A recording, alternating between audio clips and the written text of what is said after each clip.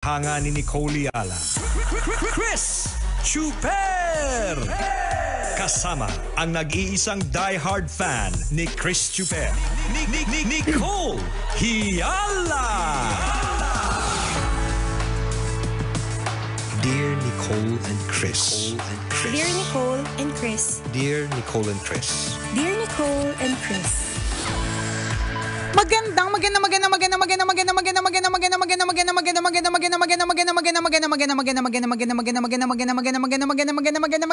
Magandang tanghali, mga tambalanista, mga kabisyo. Hi, partner! Hi, partner! Shout out sa'yo, kabisyo na nadunggol. Uy. Gusto mo ba yung dinudunggol, partner? Oo, partner. Talaga? Bakit? Basta pera yung dudunggulin sa akin. Ano yan, hindi na ako choosy dyan. Dati choosy pa ako. Pag coins, ayoko. Ganyan. Pero nga, dapat pera papel lang. Hindi ngayon, papasampal na rin ako, papadunggol na rin ako na kahit perang barya. Diba? Kasi sarap sa pakiramdam kaya ng ano. Oo, ako, no. partner, parang hindi ka masasaktan talaga oo. pag pera humampas sa'yo. Oo, no? parang okay lang. Kahit ilang kilo yan. Diba? Ano yung pinakamalaking pera nakita mo o nahawakan mo? Nahawakan ko, sa akin o hindi sa akin? Depende. Ninakaw o hindi ninakaw? Aaminin ko ba o sasabihin ng totoo? Wag na lang pala yung tanong na yan, di ba? Pero minsan may mga ganun na parang, ba't ganun no? Kapag ka sinampal ka ng pera, ayos lang. Oo. Pero kapag ka sinampal ka ng halimbawa, gulay, ayaw mo, di ba? Meron kayo Ikaw ba naman hampasin ka ng kalabasa, hindi ka aray? Sa bagay, upo, hindi ka magagalit. Sayote, di ba? Bagsakan ka ng guyabano. Correct.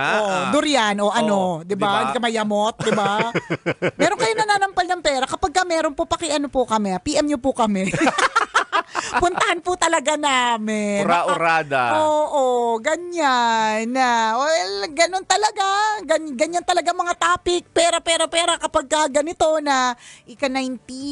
Tapos, ang tagal pa no kung iisipin yung ika-30 kung paano itatawid ang mga bagay-bagay. Ganun. Dati 5 days before yung tinatawag na pecha de peligro.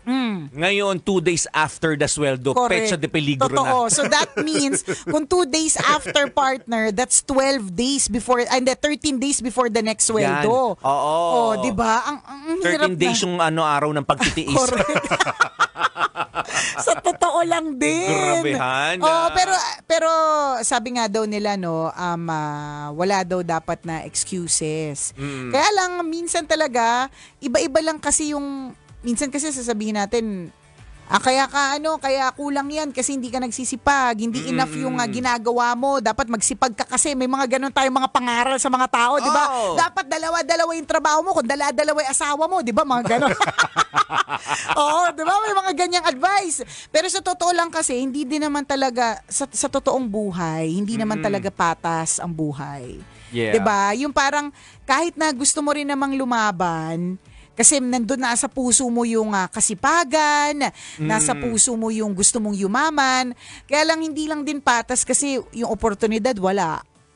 Kulang. Yung edukasyon. Or mailap. Correct. Oo, mailap. Yung edukasyon kulang. Gusto mo gumpisa ng negosyo pero yung pondo kulang, 'di ba? Parang gano'n, parang gustuhin mo mga makipagsabayan pero sadyang hindi lahat ay may ganyang klaseng opportunities given to them. Yun yung yun yung masaklap na katotohanan eh. Kaya kung ikaw ay merong extra, ito naman ay isang pagpapaalala sa iyo na baka naman pwede mong bigyan ng oportunidad yung ibang tao na kulang sa oportunidad. So ito ay panawagan doon sa mga mayayaman po, sa mga siniswerte. Na baka naman pwede naman pong pasampal dyan. Kami mga nasa laylayan ng lipunan, handa po kami magpasampal. Sa true! Di ba baka sabihin ninyo, arte namin. Hindi kami maarte, papasampal to ng pera. Basta pera isasampal Basta yung dunggulang magaganap, may may katapat na perang papel. Okay? Barya pwede na din, di ba? Basta ready kami dyan. Oo, basta ready kami dyan. Pero yun di ba? Parang kung halimbawa much is given to you, ang unang katanungan dito, nagpapasalamat ka ba dito sa magagandang oportunidad na binigay sa'yo? O baka ang ganda na nga ng mga opportunities na binibigay sa'yo pero nagre-reklamo ka pa rin? Totoo diba? yan. Yung ang dami mo pang reklamo, lagi naman nating sinasabi to, partner, na yung nirereklamo mo, pangarap na ibang tao yan. Yung trabahong kinaiiritahan mo everyday, pangarap ng ibang tao yan. Agree diba? ako doon. So ito nga po mga kaibigan. Panawagan, correct. Maganda yung nililina mo. Baka lang nakalimutan nyo yung una namin sinabi. Yan, diba? Aanhin nyo ba kasi yan? Yan, diba? So yung mga sobra-sobra yung yaman. Sige nga. Diba? So yun yung una. Yung mga sobra-sobra yung yaman, yung magaganda yung oportunidad. So yung unang tanong dito is, nagpapasalamat po ba kayo sa mga oportunidad given to you? Or nagrereklamo kayo? Pangalawa, di ba? Nandudunggol po ba kayo ng pera? Kung yes, saan po? Pupunta po kami. Saan yan? Ayan, Diba? Ura-urada. Sa true. Magpapalista po kami kung kailangan ng registration. Yan, di ba? Willing to pila. Yan, willing to register. Ganon. And feeling diba? ko, yun yung talaga yung purpose nun eh. Kung sobrang blessed ka, with so many things in life, pera, oportunidad, mga material wealth, for example, na kailangan talaga ng tao, no? Unang-una na talaga dyan ang pera. Minsan tatanungin natin, bakit sobra-sobra yung pera ko?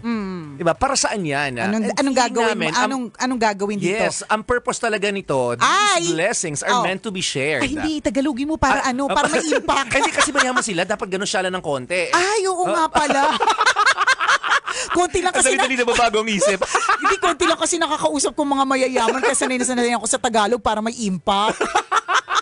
Oo nga pala, mali, diba? Oo nga diba, pala. Aanhin nyo kasi yan. What you gonna do with that? Yeah. Diba? What you gonna do? What you gonna do with that? Huh? Diba? You gotta share it. Yes. Oh, doble part para may impact. You gotta share it. Diba? Kaya nga sabi nila, to whom much is given, much is expected. Diba? Totoo. With great power comes great responsibility. Kaya may mga ganun eh. Kaya marami ang binigay po sa inyo. Kaya binayaan kayo ng sobra-sobra. Kasi meron po kayong responsibilidad para din sa inyong kapwa. Yes. Diba? So dapat ito ganun po, yung mindset correct. para tuloy-tuloy ang blessings. So ito po ay muli isang panawagan para sa mga nakaluluwag-luwag dyan. Baka naman! Diba? Hindi, pero totoo. Kaya pansin mo, partner, yung mga sobrang blessed, mahilig din sila tumulong eh. Yes, At totoo tapos yun. yung pagtulong nila, hindi ito limited. Parang limitless. Yung, sige, tuturuan kita ha, kung papaano ka kikita ng extra. O kaya, ito, bibigyan kita ng opportunity para kumita ka ng extra. Ganyan. Sa madaling salita, hindi sila maramot. At ramdam mo yung, anong tawag dito, yung sincerity ng kanilang ng gesture, correct. Yes, totoo yun. Kasi ramdam mo yung yung namamlastic lang, yung parang puli-puli ka. May ganun kasi. Alam mo kunyari, yung sa mga taong kunyari tumutulong pero pakabig talaga sila. Oo, yung kaya sila tumutulong kasi alam nila merong balik ito sa kanila. May mapapala rin sila. Tulad ng boto, ganun. Hindi. Ang bait-bait sa'yo ng politiko bigla, di ba? Pumunta sa bahay nyo. Kailangan ba? Tapos kinumusta ka nga eh. Di ba diba? nagmano pa sa'yo? True. Niyakap ka pa, hinalikan ka pa, samantalang noon wala namang ganun, dead ma lang. Correct, sasabihin niya pa, bata mo ako may mga ganun pa. May ganun na ba linyahan ngayon? Feeling ko lang, parang pag feeling close, bata mo ako, sir ha? Boss, bata mo ako. Di ba ganun? Pag parang feeling pa humble, ganun. Di ba? Parang bata mo ako. Ganyan talaga pag bago mag-eleksyon. Oo. Dito na. Tsaka yung pagyakap talaga, akala mo kung mag-anak na nawawala. Oo, talaga. Tsaka yung akala mo ang init-init na parang talaga namang, tama, parang kamag-anak na nawawala, parang lost sheep. Parang shepherd siya, tapos ikaw yung lost sheep.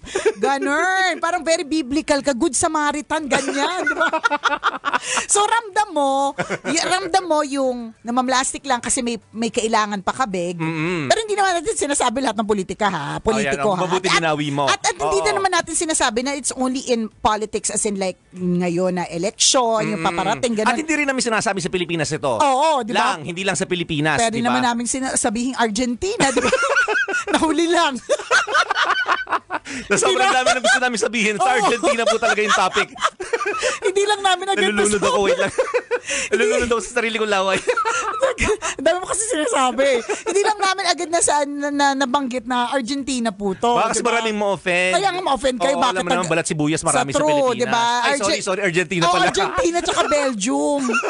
Magulo, tsaka Panama. Nag-iisip ng mga countries sa Miss Universe.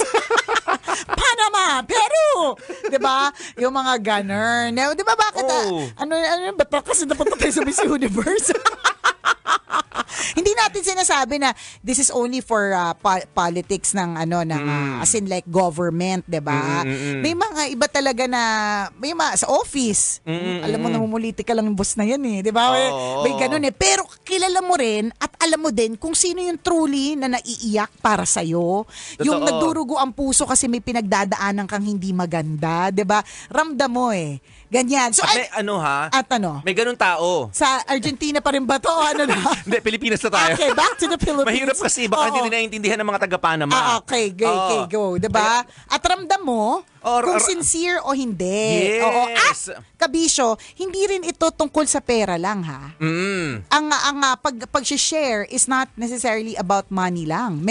Merong sharing of knowledge. Yes. Merong sharing of time. Diba? Tama. Yung oras na ibinigay mo sa kanya para makinig sa kung ano mang hinaing niya.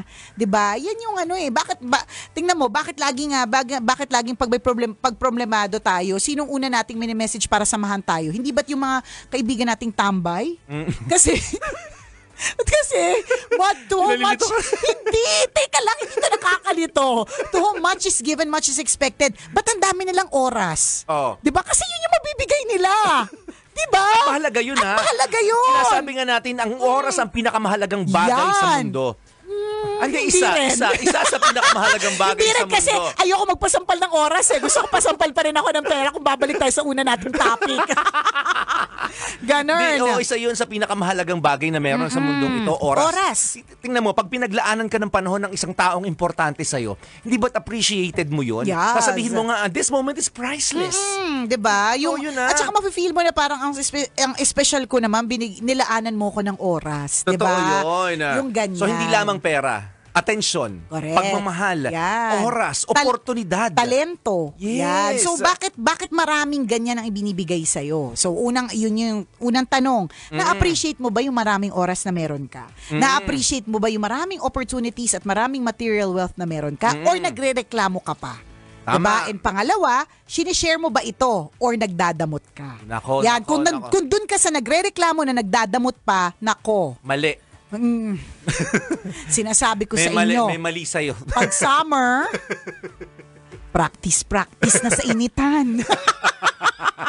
Charot, diba? Totoo yun. Ako naniniwala ako na yun kung blessed ka with so many things in life, again, these blessings are meant to be shared. Yes. Kailangan ibahagi natin ito sa mga taong nangangailangan. Totoo yung sinasabi nila. Totoo, alam naman nating lahat yun. Na pag namatay ka sa mundong ito, hindi mo naman madadala yan. Walang pagdala. Diba? Wala pa po akong kakilala na nadala niya. Diba? Literal. Oo, sa heaven o kung saan man siya pupunta. Walang ganon. Yung 2-bedroom condo niya, nadala ba niya doon? Correct. Iiwan niya talaga Kaya kung sino man may mga 2-bedroom condo dyan, baka naman. Nagpapasampal po kami ng condo. Charot. Ganon. So it's really meant to be shared. Correct. And speaking of sharing, we're just so glad that we met people who are willing to share for a good cause. Yan. Sa darating na September 28, ang tambalang Nicole Yala at Chris Chabert, we are celebrating our 20th year on radio. This year, actually, March nga ba? Basta this year. This year talaga yung celebration namin ng 20 years. So meron po kaming libreng mass wedding for 20 couples to signify each year. Yan. Yes. Each year of the tambalan, kaya 20 couples. And speaking of sharing, madami ang nag-share para maisakatuparan itong kasalan na ito. Una sa lahat, ang Love Radio partner. Parte ng ating campaign budget ay napunta dyan. Yan. So nagpapasalamat tayo sa ating butihing boss na si Mr. Juan Elizalde. Thank diba? you, boss. Salamat. Napaka-generous ng heart niyan. Kaya much is given to him also. Tapos syempre, partner, yung ating mga major sponsors. Mayet De La Rosa Fine Jewelry, kay Madam Mayet De La Rosa, kay Sir Richard De La Rosa at lahat ng kanilang mga kids, all four of them. Talagang apakabongga talaga ng kanilang pag-share. Sila po yung dahilan kung bakit merong 18K gold rings ang ating couples. So, kita mo naman. Thank you. Yan yung sinasabi nating sharing, 'di ba? Sharing of blessings. Tsaka yun yung genuine generosity. Oo, correct. Yung diba? talagang yung sincere, yung alam mo talagang gusto talaga nilang gawin. Yung hindi mo pa sinasabi umuo na sila agad. May ganun 'di ba? O galing yan sa Mayet De La Rosa Fine Jewelry. And of course, yung talaga naman nag-share ng biyaya. Kaya sobra-sobra din ang biyaya nito. Arena Plus partner. Nako, salamat diba? dahil po sa inyo makakakain po kami sa reception. Sa true. Doon po sa mga nakalagay sa listahan ng expenses. Yung pong reception, under po ng Arena yun eh. So thank you very much Arena Plus. So yan po yung sample ng mga sharing. So sila of course, meron silang pag-share ng kanilang material wealth, pero tulad ng sinabi namin kanina, ang sharing po mga kabisyo does not necessarily mean only material. Yes. Diba? Pwedeng oras, talento, Pagmamahal. knowledge, diba? At yung sharing, Loyalty. yan, diba? Loyalty. At yung sharing partner, wag yung sharing ng chismis, ayaw natin yon, diba? Dapat mga magaganda lang yung sinishare natin sa mga tao. Sa True Lalu. Yan. Because sharing is caring. Salamat na marami sa pagtutok sa amin ngayong araw na ito. Muli akong kumikinang ina mo na si Nicole Yala. At ako naman si Cambio King Chris Chuper. Na nagpapaalala, una magdasal ka para mabuhay ka, pangalawa mag-toothbrush ka para mabuhay naman iba. Yun! Yarn. So sharing is caring. Importantisious mga kabisyo na mag-share po tayo. Tingnan yung mga taong madadamot, 'di ba? Parang lagi silang kapos, parang lagi silang kulang din. Kasi ganun yung mindset nila eh. It's all about parang minding their own selves. Parang ako lang dapat ang makinabang. Compared do sa mga taong sincere yung kanilang generous hearts. Yes. Na parang ay ang saya-saya ng buhay nila. Na parang ang ramdam mo na blessed sila kasi marunong silang mag-share. Correct. Simply because there's joy in giving. Masaya talaga ang magbigay. Meron talaga tayong kaakibat na kaligayahan kapag tayo po ay nag-share. Totoo yun eh. Yung feeling, yung sarap ng pakiramdam na Kapag ikaw ay nagbibigay. Correct. Diba? Ramdam mo yung blessings pag ganun eh. Tsaka yung feeling ng light feeling kasi alam mong meron kang na-i-share sa ibang tao. It's a gift. Yes.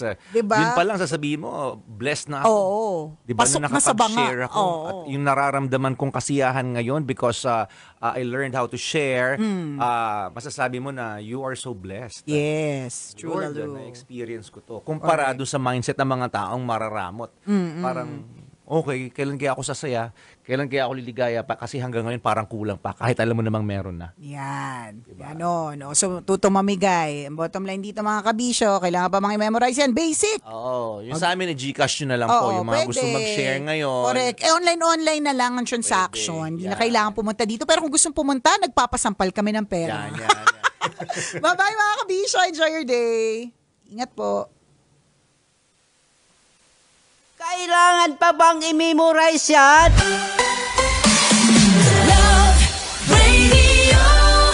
Basic!